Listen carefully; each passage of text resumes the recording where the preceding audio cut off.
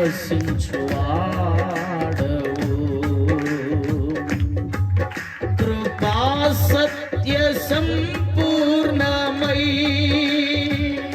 మా మధ్యలో నివసించుట న్యాయమా?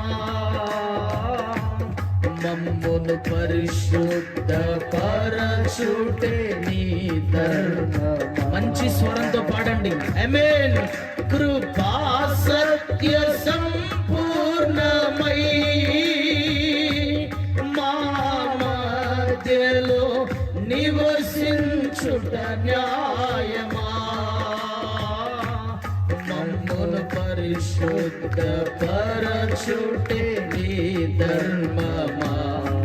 మహాగణుడవు పాడాలి, మహోన్నతుడవు. ఆమేన్.